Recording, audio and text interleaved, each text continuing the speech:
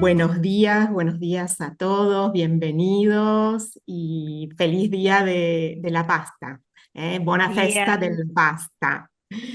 Hoy tenemos el enorme placer de tener como invitada a Anna Lanzani, una gran amiga del CUI, eh, que seguramente algunos de ustedes recordarán porque trabajó con nosotros. Y bueno, y dejó una huella muy especial, ¿no? Por su calidez humana. Eh, Anna nació en Italia, en Cremona, en el norte de Italia. Eh, es economista y especialista en marketing internacional. Tiene una trayectoria increíble. Trabajó en varios continentes, en Europa, en Asia, en África, en América Latina. Trabajó en empresas como Barilla, eh, y actualmente enseña en la Universidad de Bolonia y en la Universidad de Palermo, además de dirigir su consultora Conectar. Desde hace varios años vive en Buenos Aires, donde combina su pasión por la cultura italiana con su experiencia en negocios y en comunicación. Y bueno, en esta charla nos va a invitar a ver la pasta no solo como un alimento, sino también como un símbolo de creatividad, de identidad y de conexión entre las personas. Así que le damos una cálida bienvenida y le agradecemos por compartir con nosotros esta celebración tan exquisita. Con ustedes, Anna Lanzani. Grazie mille, ya paso a castellano, pero grazie mille lo decimos en italiano. Mil gracias Flavia, gracias, saludo a los amigos que están acá. Veo también un ex alumno de la Universidad de Bologna. Dopo no lo delatamos, pero lo veo y lo saludo, que es también alumno del CUI. Bueno, gracias por invitarme, es siempre un placer enorme estar con ustedes. La verdad que estaba lista a venir en persona, porque recuerdo un ciclo de charlas de cocina que habíamos organizado, que había organizado Vicente hace bastante años, en 2018, 2019. Ah, Marta, hola, qué maravilla ver personas. Entonces yo ya estaba lista para venir en persona, pero es muy lindo así también. Entonces, primer punto y después pasamos a ver algunas imágenes. ¿Por qué? ¿Te preguntaron por qué el 25 de octubre? Porque la verdad es que yo me lo pregunté. ¿Qué tiene que ver el 25 de octubre con los fideos? Y es la primera pregunta. Y la segunda pregunta que nos conduce es qué tiene que ver Italia con los fideos. Entonces, vamos, la primera la resolvemos en un minuto, la segunda en una hora más o menos. Entonces, ¿por qué el 25 de octubre? La respuesta es súper sencilla, porque en 1998 se fundó, entonces ayer básicamente, se fundó el IPO, la International Pasta Organization, entre los fundadores, uno de los más grandes que impulsaba la formación de esta organización era Barilla, pero para no barillizarlo demasiado, se hizo esta primera reunión de fundación de la IPO, de la International Pasta Organization, se hizo en Roma y se invitaron los productores de fideos de todo el mundo. Era una época donde al final de los años 90 se miraba mucho a la globalización, a la internacionalización de los mercados. Entonces, tiene que ver en realidad con un tema, la fecha. Yo fui a buscar, no sé, ¿habrá algún santo que comía fideos? ¿Habrá algún... No, es una cosa, la fecha que no se cuenta mucho porque, el por qué, porque es un porqué no tan divertido. Entonces, fue la primera reunión de la IPO, una reunión básicamente de productores de fideos de todo el mundo. Pero entonces eso lo resolvimos. Y la segunda pregunta es mucho más compleja de lo que parece, que tiene que ver Italia con los fideos, o aún peor aún, como más complicada aún, los fideos son italianos. Y la respuesta, habría que hacer un sondeo acá, porque me enseñaron las Flavia y Vicente que hay que interactuar con la audiencia. Me enseñaron todas ellas. Entonces, los fideos son... ¿Quién cree de lo que quieren contestar? ¿Quién, levante la mano, ¿quién cree que los fideos son profundamente italianos? Es una pregunta complicada. ¿Quién, quién asocia los fideos a Italia? Bien, no muchos, no muchos. Y en efecto, la pregunta está mal de alguna manera, porque sin duda los fideos son en este momento uno de los íconos, como pusimos en el título, uno de los íconos de Italia en el mundo, pero atribuirlo unívocamente y estrictamente a Italia no es correcto desde el punto de vista histórico como mínimo. En efecto, si yo le pregunto, y ahora le pregunto y después contesto también, si yo pregunto cuál es el más antiguo plato de fideos del cual tenemos rastros arqueológicos, ojo, hay siempre una diferencia entre el más antiguo que encontramos y el más antiguo que sospechamos que haya. Entonces, el plato de fideos. No, no, no, los fideos italianos no son los primeros o únicos, exactamente. Entonces, el plato de fideos, literalmente el bowl de fideos más antiguo que conocemos, es de hace más o menos 4.000 años, entonces hablamos del segundo milenio antes de Cristo. Y se descubrió en China. Esto no es porque no estamos seguros que no había en otros lugares, pero estamos seguros que en China encontraron los arqueólogos hace unos 10 años en una excavación. Estas son imágenes reales. Vamos a ver en esta hora algunas imágenes reales y algunas imágenes como reconstruidas. Esas son imágenes reales de esta masa que gracias a causa de un terremoto quedó congelada, mucho, muy profundamente abajo de la tierra. Y hasta se ve acá el bol. Estas son fotos de un artículo científico. Acá se ve hasta mejor. Entonces, 2000 años antes de Cristo en China amasaban cereales con agua y lo cortaban en tiritas. No sabemos mucho más que esto, pero una gran pregunta es, ¿y de qué materiales, de qué ingredientes eran? No de trigo candeal, no existía en China en ese momento el trigo candeal, eran de mijo. Después me anoté también las variedades de mijo, pero igual no las sabría. Si quieren, después se la cuento. Pero eran de mijo, es decir, este granitos que se da a los pajaritos para comer. Entonces, bueno, aprendimos que esto fue, como se dice, tuvo mucho éxito en la prensa, porque la verdad que es una historia divertida, pero nos cuenta, esto hay que prestar mucha atención a todos los mitos que están alrededor de la comida, porque hay en varias direcciones, sobre todo en los títulos de diarios normales, no de publicaciones científicas. Esto implica como el hecho que en el 2000 antes de Cristo en China hayan comido, sabían fabricar y comer en bowl, muy linda aparte, muy moderna, ¿no? Y comer en bowl cositos que parecían espaguetes. Demuestra que los italianos aprendieron a hacer esparguetes de los chinos. No, no, no, ni de lejos demuestra, no demuestra nada de esto. Solo cuenta un punto en el tiempo. Entonces, sabemos que había una población que sabía fabricar masa con agua cortada en tirita.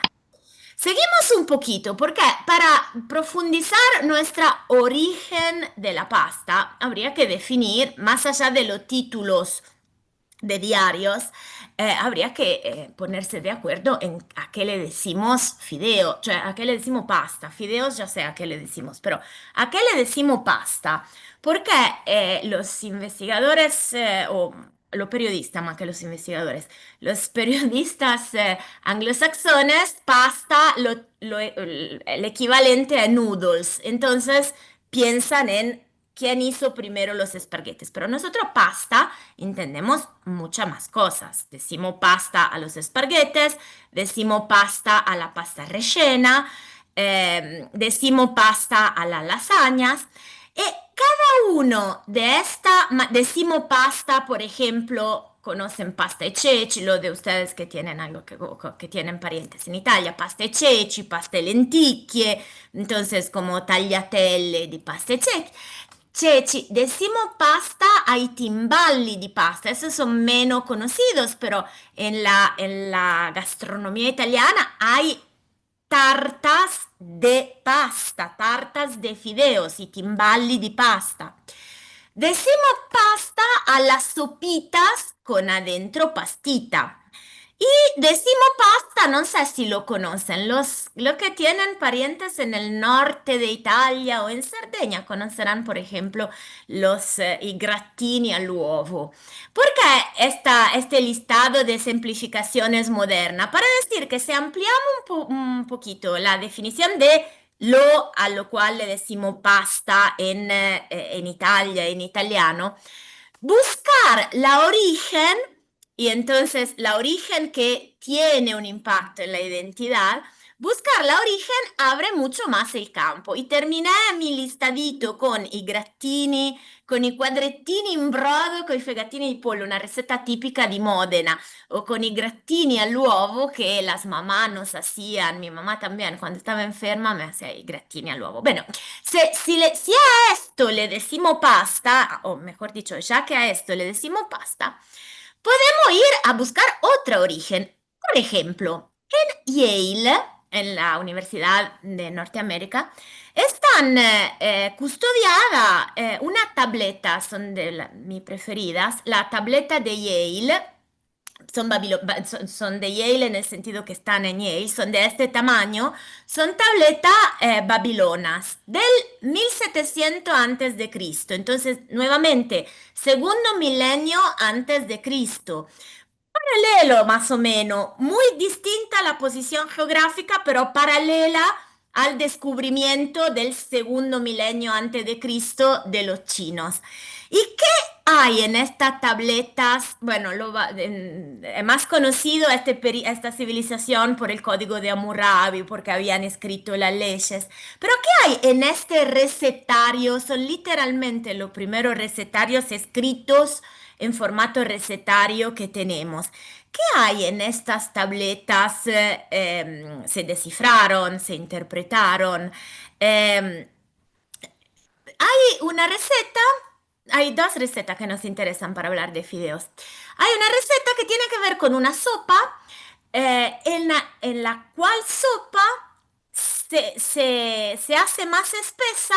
Para espesar la sopa se utilizan migas de una masa cocida anteriormente y posiblemente gratada adentro. No sé si lo dije bien, pero la idea de amasar, perdón, de espesar una sopa con grattini, diremmo in italiano, y en efecto es esto, con pedacitos de una masa de agua y harina cocida anteriormente, che è nuevamente la idea dei grattini, dei quadratini, tiene más o menos como constancia, tenemos constancia que eso pasó nuevamente 2000 años antes de Cristo, en el segundo milenio antes de Cristo, en Mesopotamia. Y lo mismo en esta tableta, en estas tabletas hay una receta no de un timballo, ovviamente non exactamente de un timballo, pero de masas que se utilizaban para hacer tartas, que son otra cosa que está en el universo pastístico. Entonces, nuevamente, si tenemos que ver la origen de lo que ahora llamamos pasta, tenemos que ampliar un poco, no, no hablamos de China necesariamente, miramos a Mesopotamia. Seguimos nuestra investigación para ir a ver, ahora en Italia, en italiano moderno hablamos de pasta fresca y pasta seca. Los primeros cuentos que tenemos son de pasta fresca, por eso puse esta página para distinguir bien. La pasta seca es un universo industrial, lo vamos a ver en un ratito. No tenemos en aquel entonces, en testimonio tan antiguo, de pastas secas industriales, pero sí varios de pasta fresca. Seguimos un poquito con este tema de la pasta fresca. Si hay algún ligure entre ustedes o alguien que nació en Lunigiana, habrán escuchado hablar de testaroli. Testaroli, que es esa masa nuevamente, una masa de agua, harina y cereales que se cocina más o menos así, y en alguna parte de la Liguria se come con pesto, ¿cómo se dice? Una preparación súper antigua y también súper contemporánea. Bueno, si vamos a Cerveteri, en las tumbas etruscas del cuarto siglo antes de Cristo, encontramos esta columna. ¿Saben que en las tumbas etruscas entonces ahora sí volvimos un segundo en Italia, en las tumbas etruscas se reconstruían, se pintaban, se reconstruían casas reales. Entonces tenemos muchas informaciones mirando las pinturas murarias, tenemos informaciones y esto, las fotos son mías, solo para entender mejor qué hay en esta columna. Esa es una foto más general de esta tumba. En esta columna, acá, ahora se la muestro más grande, se ven herramientas que los arqueólogos reconocen como las herramientas que se podían utilizar para hacer y cortar fotos modernas, esta sí antigua. Entonces, la herramienta que se podían utilizar para hacer alguna preparación parecida a la que ahora son i testaroli. Pero seguimos, hacemos otro saltito, pasamos a la antigua Roma. Entonces, estamos haciendo como un viaje en el tiempo para ir a ver dónde se comía pasta en los varios lugares. En la antigua Roma, mucha cosa, ¿no? O sea, sabemos que cuando hablamos de los romanos, hablamos de más de 1000 años de historia. Entonces hay que decidir bien dónde colocarse en el tiempo. Hablamos de más de 1000 años de historia y además de muchos niveles socioeconómicos. Hay mucho más informaciones sobre y mucho más imaginario de lo que hacían los súper ricos, los emperadores o los nobles, los patrizi en los banquetes, pero había un montón de gente que vivía distinto. La gente en la ciudad de Roma estaba bastante bien, tenían un sueldo que le proveía, tenían trabajos, era una clase media bastante extensa, tenían un sueldo que le proveía, depende de la época, pero que le proveía el Estado directamente, estudiaban como el nivel de literacy, de conocimiento, de saber leer, escribir, digámoslo así, era bastante alto por ser una civilización de hace 2000 años. Vieron que hicimos muchos saltitos en el tiempo. Empezamos hace 4000 años, ya llegamos a hace 2000 años. Entonces, era una civilización bastante que ahora llamaríamos de clase media, con todo con todos los errores de saltar atrás de 2000 años y utilizar conceptos modernos. Pero la mayoría de las personas no comían en banquetes imperiales, porque el emperador era uno. A un momento fueron tres, pero igual eran poquitos comparado a toda la gente. La mayoría de las personas vivía en insulae, que eran edificios tipo los edificios modernos, de departamentos uno arriba del otro, hechos de madera donde no podían prender fuegos porque era demasiado peligroso. Entonces comían en tabernas, en street food, en lugares que ahora llamaríamos de street food. Esas son reconstrucciones, pero eso es real, eso es un descubrimiento real. Esa nuevamente es una reconstrucción del anterior, eso es un descubrimiento arqueológico bastante reciente. Acá había tipos de comida entonces se comían, acá es una reconstrucción, acá es lo que imaginamos podía pasar en una de estas tabernas, nuevamente, como se dice, descubrimientos arqueológicos, entonces eso es real, eso también es real. Entonces, en esta Roma llena de gente que camina, gente muy ocupada, tenemos no hay muchos recetarios de los 1000 años de la civilización romana, que cambió muchas veces en 1000 años. Tenemos un solo recetario, después se lo cuento, pero tenemos informaciones que no están en los recetarios. Entonces, el poeta Horacio, alrededor del año cero, entonces hace 2000 años, cuenta, es un poeta que habla mucho de la tranquilidad de estar en su casa, dice, y después de un día muy complicado en la calle, caminando y haciendo cosas, me ne torno a casa, vuelvo a mi casa, a mi plato de puerros, garbanzos, y él dice... aspetta, che ve lo faccio vedere qua. E laganique. El que es una en latín, se saca, entonces, hola, entonces sería laganae. Entonces, hay esa palabra, laganum, que se ve. El que lo saqué, lo distancié para mostrarlo, pero ahora lo vuelvo a poner en su lugar, es un et. Entonces, en este universo aparece ya como consolidada, porque él no la cuenta como una novedad, la cuenta como si todos lo entendieron, como obvia, la cuestión de lo laganum. La cuestión de lo laganum que nosotros, quindi me ne torno a casa al mio piatto di porri, ceci e lasagna. Entonces, una receta muy de non nobles, de gente como tranquila, ahora le diríamos un comfort food, era este que reconstruimos. Esta es una reconstrucción, porque él es un poeta, no es un chef, entonces no da detalles.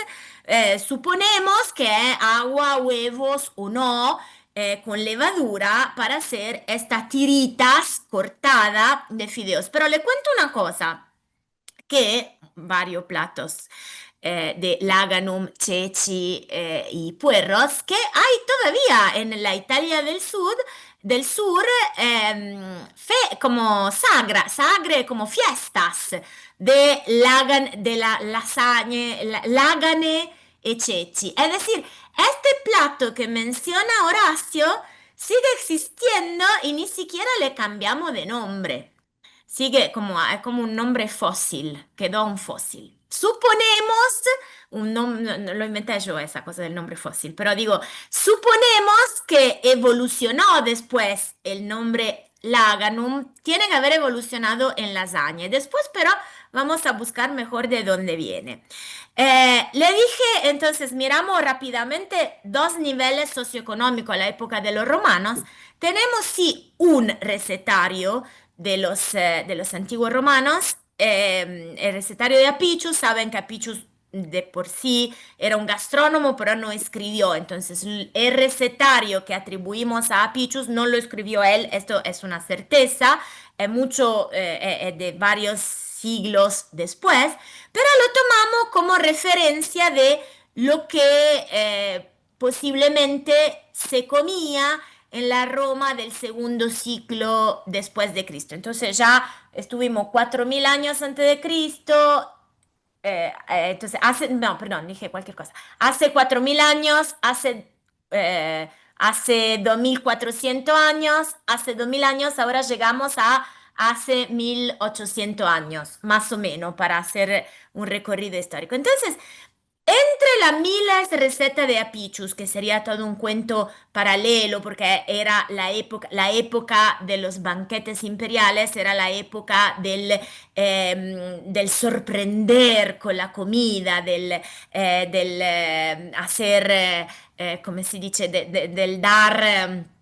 del dar este sentido de riqueza, de lujo con la comida, pero entre las varias recetas impresentables, rarísima de Apicius, hay una que hay algunas en realidad, yo acá tomé una, que sí habla de lasaña. Esa es una citación a un a ese primer curso que hicimos con Vicente en 2018, porque las habíamos preparadas realmente. Entonces, acá en Apichus nuevamente encontramos lasagne, la idea del laganum con estrados de carne. Miren, son láganum. Si seguimos exactamente esta receta, aparte que tenemos que matar un millón, hacer un estrago de animales, porque mezcla toda la carne posible. De vuelta, esa es la cocina que muestra lujo, muestra abundancia, pero más allá de esto, encontramos esa idea de alternar tiras de pasta con tiras de carne, muy parecido a nuestras lasañas actuales, aparte que nuestras lasañas actuales tienen la salsa de tomate que no ni la sospechaban en ese momento. Entonces, de vuelta, estamos viendo que sí, en la Italia profunda, en la Italia antigua, ya cuando empezamos a tener informaciones, imagínense qué pasaba cuando no teníamos informaciones. Como la diferencia es si tenemos o no informaciones, no si comían o no pasta, porque, o cosas parecidas a la pasta, porque lo que creemos es que muchas otras civilizaciones que no nos dieron informaciones porque no era tan interesante informarnos, comían algo parecido a una masa de cereales precocinada. Entonces, acá, en la época de los romanos, sí tenemos informaciones y sabemos que comían algo muy parecido a lasaña. Ahora, imágenes de banquetes. Esta es una imagen real, esta es una reconstrucción. Nada, solo para ponernos en tema. Y ahora vamos a hacer una pequeña investigación etimológica que nos acompaña en esta búsqueda de que hay atrás de la pasta. Entonces, en griego, el lasanon era inicialmente un soporte de una olla, después pasó, ¿vieron cómo pasa con el mate? Que el mate es una taza, pero es también el contenido de la taza y hasta es el verbo matear. Entonces a la palabra le pasan estas cosas que antes eran objetos, o al revés, pero que pasan de ser objetos a ser gestos, etc. Entonces, Lazanon, sabemos, ahora vuelvo por atrás. Como le acabo de contar que los romanos, Laganon, tenemos pruebas que Laganon eran la lasaña, y ahora vamos a buscar de dónde parece que viene esta palabra. Bueno, una pista es que Lasanon en griego antiguo era un soporte de una olla y después pasó a indicar una olla misma. Entonces, es una palabra que nos deja sospechar. Los griegos no nos contaban. No tenemos resto escrito de los griegos, testimonio escrito de los griegos de comida, porque no les gustaba. Hablaban de otra cosa más importante, de guerra. Lo que nos escribieron era de guerra, de filosofía, de gobierno. Entonces, no sabemos ni por sí ni por no si tenían lasagne los griegos, pero sí tenían una palabra que después pasó a indicar la lasaña. Y le cuento otra cosa más. Laganon con la N, no con la S, todavía ahora indica en griego una masa, un panciato. Literalmente a esto, si buscan Laganon en internet, encuentran este pan, como una ciabatta italiana, más o menos, un panciato. Entonces, nuevamente, una masa chatita, estirada, interesante. Entonces, no podemos afirmar con certeza que la inventaron los romanos, la lasaña, porque sería una estupidez enorme afirmarlo con certeza. Tenemos sospecha que era mucho más antigua y que antes no se tomaron la molestia de contarlo, pero en las palabras hay rasgos de esto. Ahora, miro qué hora es, perfecto. Tengo tiempo para seguir, tenemos otra más o menos media hora, tengo tiempo para seguir el cuentito. Entonces llegamos a contar de lasagne y de los espaguetis chinos. Rápidamente, después, ya en el siglo V después de Cristo y en el siglo VII después de Cristo, no hablan de laganum más o menos con la misma, se consolidó más o menos con la misma idea. Entonces, la palabra laganum se consolidó. Terminamos el tema lasañístico, y hacemos otro saltito en el tiempo. Le hablé antes de, entonces, de la diferencia entre las informaciones que tenemos sobre la pasta fresca, estuvimos hablando por ahora de lasañas y de, de testaroli, eh, pero no estuvimos hablando de la pasta industrial. De la pasta industrial o por lo menos seca. La pasta seca es la que compran al supermercado, que tuvo un proceso de secado y para poder tener un proceso de secado no la puedes hacer en el momento. Entonces tiene que hacerla un artesano. Cuando decimos industrial, obviamente estamos hablando de hace muchos años. Entonces imaginamos laboratorios artesanales, pero una cosa es hacerla para comerla, una cosa es hacerla para venderla.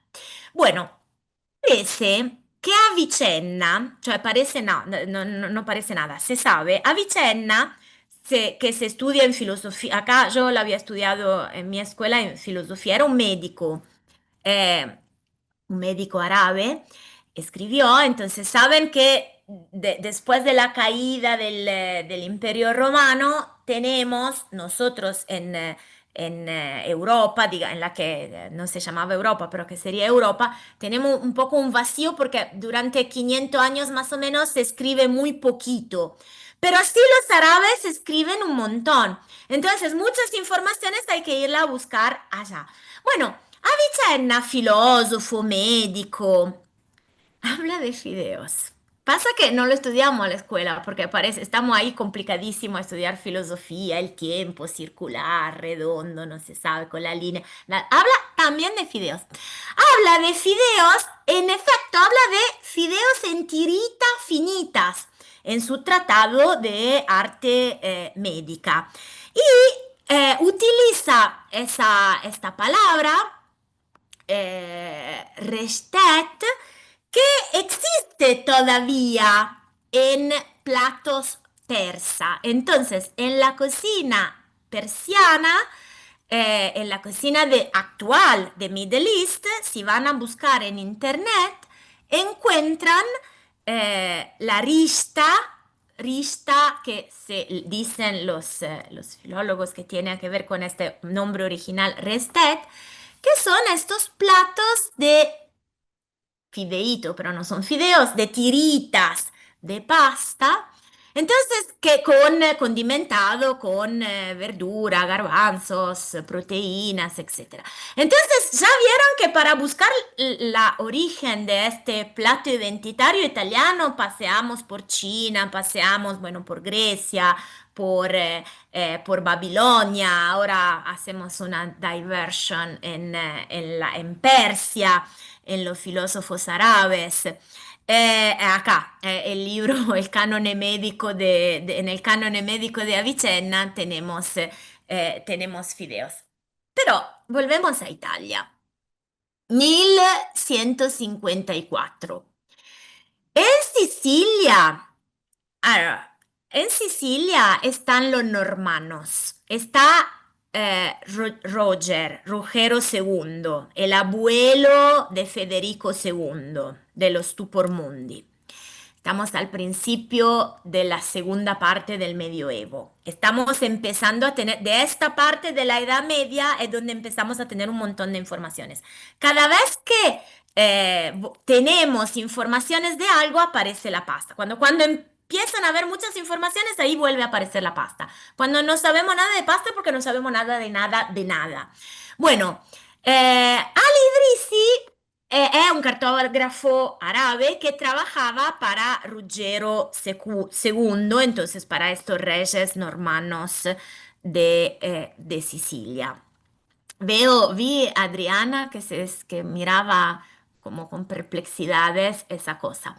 Esta, le digo dos cosas. Prima, antes una que lo vas a sorprender y después la vamos a aclarar. Digamos, el trabajo de este cartógrafo, Al-Idrisi, está transferido lo dicen de varias maneras, pero Al-Idrisi, el trabajo de este cartógrafo fue considerado un trabajo súper acurado, súper bien hecho, súper lleno de detalles. Y esta mapa que escribió, él hablaba de tierra redonda, sin a la cual a esta esfera se pegaba el agua, daba muchísimos detalles sobre todos los países. Y entonces, este mapa que le acabo de mostrar es considerada un mapa fantástica. Yo la miraba, hacía como Adriana, estaba ahí y decía, mamá, yo aún admitir que no tenían fotos satelitales, no entiendo nada. Bueno, el cuento es que Upside Down es el norte, lo que ahora reconocemos como el norte es acá. Entonces, ahora sí, si le cuento, acá hay el norte de Italia. De vuelta, no tenían mapas satelitales. Esta sería África. Esta sería Sicilia. Eh, Acá hay la Italia, no, perdón, esa sería la puntita. Calabria, Puglia, le estoy diciendo cualquier cosa. Entonces, esa sería Italia. Esa es la puntita, ese es el tacón. Entonces, Puglia, Calabria. Acá hay África, acá hay Francia y España. Entonces, si la ven, si la imaginan, él trabajaba como quería, porque es una convención nuestra poner en los mapas el norte arriba. Entonces, él trabajaba al revés, porque viajaba así, veía el mundo así, esta podría ser Sardeña. Entonces, si se la imaginan dada vuelta, ese sería mi lago, no sé, yo lo imagino que este es mi lago, el lago di Garda. Entonces, si se la imaginan dada vuelta, se entiende por qué fue tan codiciado y tan apreciado. Pero nosotros no hablamos de cartografía, hablamos de comida. Entonces, este Ruggero II, entonces, para él escribía, ¿de qué nos importa todo ese cuentito?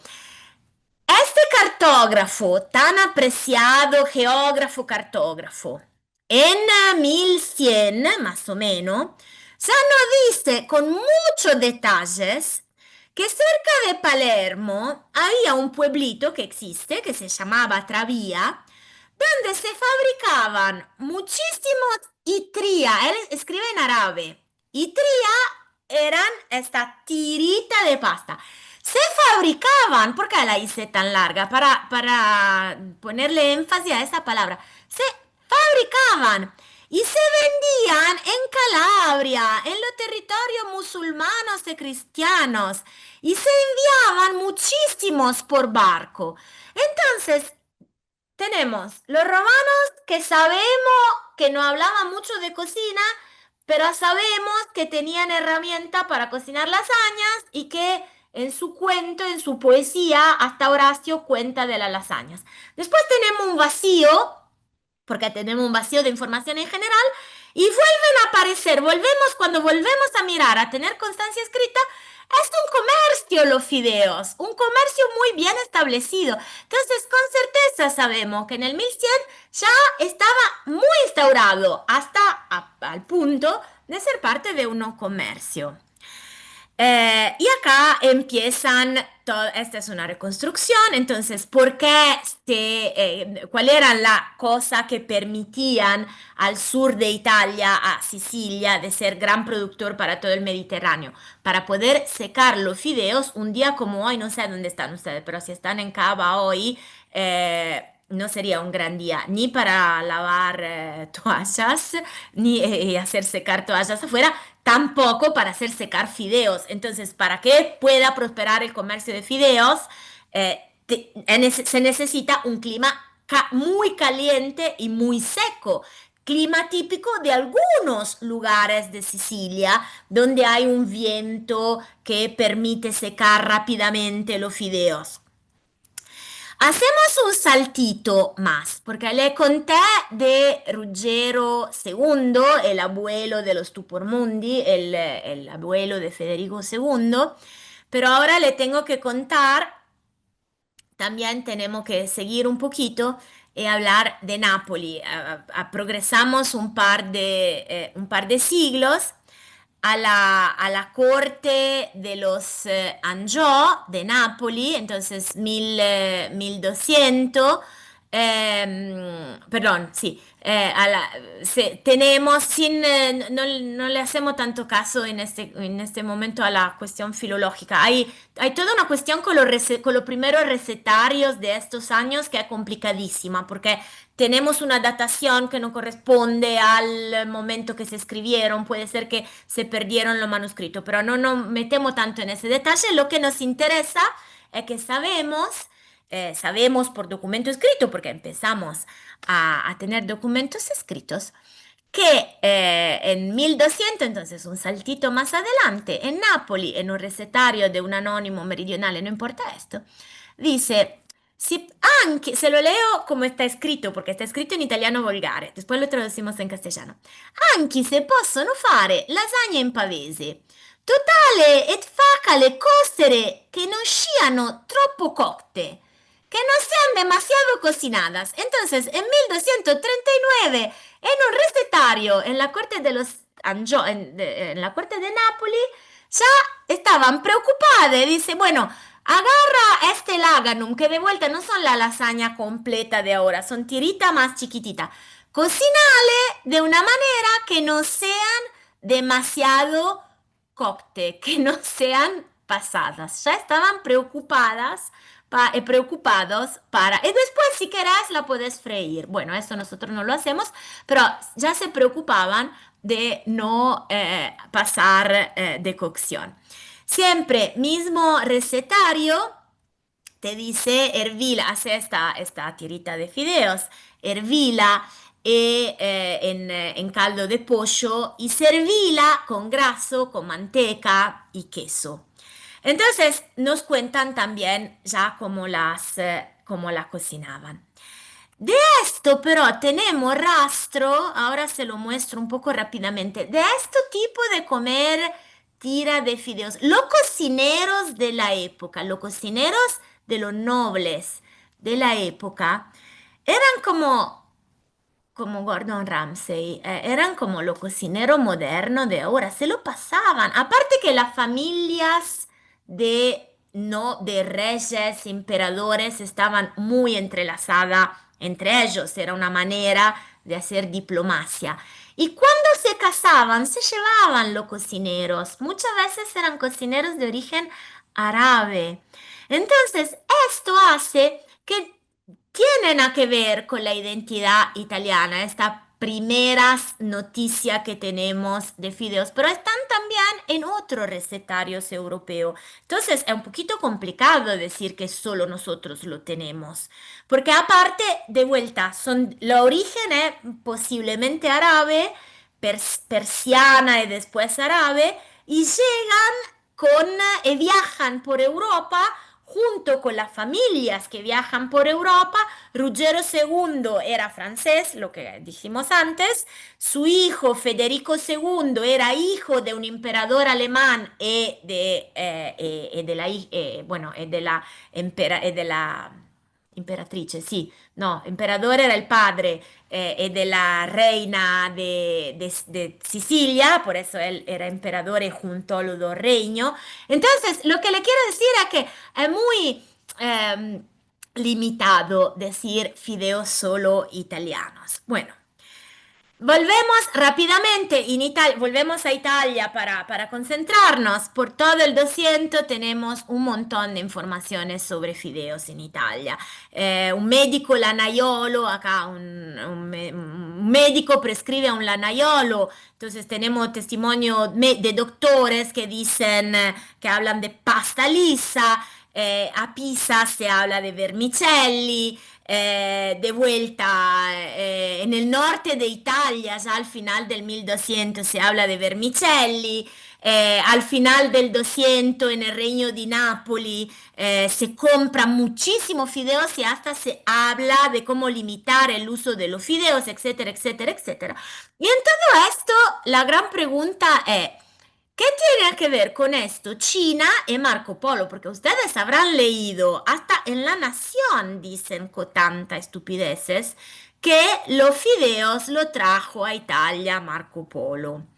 Bueno, Marco Polo hasta acá no había ni siquiera nacido. En esta línea del tiempo, Cierto, es una certeza que en China hacían cosas no con trigo candeal porque no lo tenían y que tenían forma de tirita. Se lo mostré al principio, pero hasta acá Marco Polo no había nacido, no, viaja al final del 200. Tardaría en llevar atrás informaciones, escribe el millón. Entonces, no solo es un mito esto de Marco Polo que trajo los fideos de China, sino sabemos exactamente quién inventó a esta estupidez, a este mito. Fue un periodista norteamericano. Y sabemos hasta, le digo cuándo, fue un periodista norteamericano que en el octubre 1929 en un diario de Chicago que se llama The Macaroni Journal, que era un diario publicitario de máquinas de fideos, de Macaroni Journal. En octubre de 1929, ese periodista escribe para entretener, básicamente, un cuentito que muy claramente se llama A Saga of Cathay. Cathay sería la China. Saga no es un cuento histórico, es como una novela, la traducción sería como la novela del Cathay. Entonces, ¿cómo se puede de una novela que sale a la prensa como novela? Entonces ahí cuenta que Marco Polo fue a China y vio un lugar donde comían fideos, hasta un señor que se llamaba el señor Spaghetti, él vuelve, lo trae a Italia, etcétera, etcétera.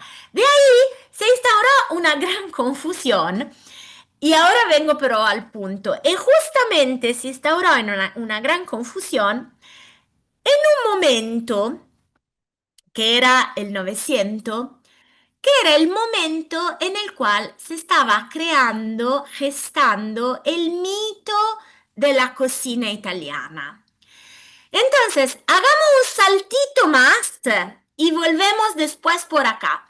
Los abandoné en la Edad Media, estábamos en la Edad Media, Marco Polo, 1300. Le dije, ojo, después se lo cuento, Marco Polo no fue el que trajo los fideos en Italia, aunque obvio que los fideos no nacieron como un hongo en Italia, llegaron a Italia desde un montón de lugares. En el 800 a Nápoli había street food, tenemos un montón, ya en el 800 es ayer, 700, 800, a Nápoli eran comunísimos. ¿Por qué? Porque el 700 es el siglo de las grandes carestías, de las grandes hambrunas en toda Europa. Entonces, en el 700, en toda Europa tenemos poca comida, lo resuelven en el norte de Italia con polenta, en el centro de Europa con papas. Se dice que el 700 es el siglo de la 3P, papa, polenta y pasta. En el centro de Europa las grandes hambrunas del 700 se resuelven con papa, en el norte de Italia con polenta, en el sur, especialmente a Nápoli, con fideos que ya lo recontra conocían, lo vimos antes. Entonces empiezan a hacer la comida de la gente que no tenía carne. En el 800 lo encontramos así, y de ahí hay que hacer otra precisación. En el 700, el tomate, que hasta ahora no habíamos hablado de tomate, el tomate, sí, tomate mexicano, lo traen después de los viajes de Cristóforo Colombo, lo traen a Europa, inmediatamente los botánicos lo adoptan, se dan cuenta, entonces estamos al principio del 1500 en las cortes, en la huerta botánica de las cortes de los reyes de toda Europa están los xitomat como plantita ornamental. Entonces, ya lo conocemos, lo tenemos clarísimo desde el principio que existen los tomates, pero faltan más o menos 250 años a cuando lo aprendemos a comer, estos cositos muy ásperos. Entonces, hasta el 1700 no se usa, a pesar de que se conoce, el tomate. En el 1700, en las cortes de Nápoli, se empiezan a considerar como un complemento posible de los fideos que antes se comían solo con salsa. Entonces, de acá, justamente de acá, de, de esta comida pobre, eh, que no había nacido como comida pobre, pero en esta comida que en el 1700 se reconoce como una de las respuestas a la hambruna, y ahora dejo de compartir y le completo el cuentito, de acá surge el mito della pasta como símbolo dell'Italia, porque los mitos de la cocina italiana se gestan en América, en realidad. La cocina italiana fue durante muchísimos años un terroir, como una mezcla de influencias. Le conté, ahora estuvimos hablando un poco de fideos, pero le podría hacer el mismo cuento de arroz.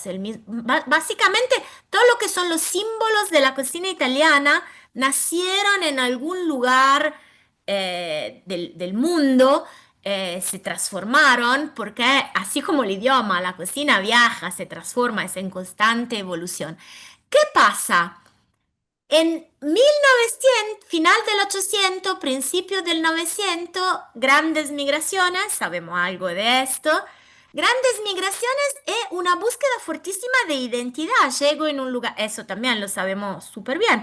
Llego en un lugar extranjero, hostil, tengo que identificarme con algo. Bueno, el idioma es complicado, identificarme con el idioma, porque si no, no hablo con la gente que está ahí.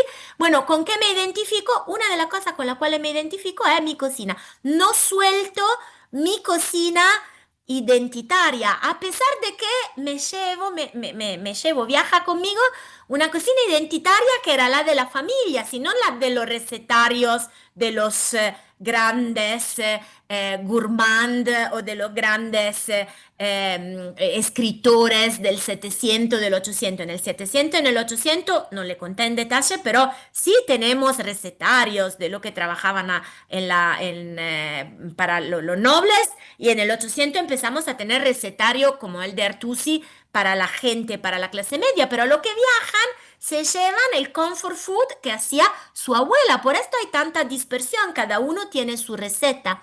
Entonces, el mito de la cocina italiana identitaria se crea al principio del 900 en Estados Unidos. Se piensan la receta símbolo de la cocina italiana, por ejemplo, pasta al pesto, linguine al pesto. El pesto, no tenemos informaciones sobre receta de pesto hasta los años 90 del 800. Y eran años que, como antes, acabo de decirle, en el 700, del 800, tenemos un montón de informaciones de comida. Entonces, si nadie lo escribió antes, es porque no era tan importante antes el pesto. Aún así, una cosa que se pone de moda al final del 800 pasa directamente a ser parte de esta pasta de los emigrantes, de estos símbolos culinarios de los emigrantes, que lo hacen después la cocina italiana en el mundo. Lo mismo puedo decirle de ragú, ustedes le dicen la bolognesa, pero son recetas del final del 800, de la mitad del 800 de ragú. No van mucho más atrás.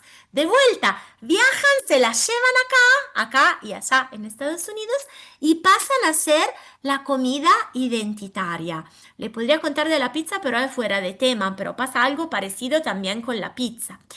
Entonces, tengo 0 minutos porque son las 54. Yo lo que le quería decir al final es que quizá en lugar que el World Pasta Day, como que viene de Italia y va al mundo, se podría llamar el Día de la Pasta del Mundo, algo así. Seguramente un plato identitario, porque pasó a ser nuestro plato identitario, pero me parece muy importante, y era lo que le quería contar, eh, compartir que como viene de quien la prepara, como más allá que después, si queremos mencionar, si queremos cocinar la boloñesa a la italiana, o si queremos vender, peor aún, si tenemos un restaurante y queremos vender un plato y le ponemos un nombre que identifica una cosa específica, más vale hacerlo con la receta que unívocamente lleva a este nombre. Pero después, en casa, cada uno tiene su receta, porque siempre fue así. Nada, este era un poquito mi cuento, entonces buen día de la pasta del mundo a todos. Hola, soy Marcela. Cuando hablas de los 800 y 900, es de 1800 y de 1900, ¿no? Al final sí, cuando le estaba diciendo el Sí, pesto, sí, sí, porque sí. del 800 y 900 alto medioevo tenemos Ah, un sí, solo sí. recetario y no habla de pesto seguramente. Entonces sí, al Bien. final estaba hablando de los últimos siglos, de los siglos de mucha información. Agradecemos a Ana por esta mirada tan inspiradora sobre la pasta. Les agradecemos a ustedes por habernos acompañado. Bueno, les recordamos que pueden seguir las actividades del CUI en las redes, que pueden ver en la web las propuestas de cursos. Espero que hayan disfrutado de esta presentación tan interesante de Ana Lanzani.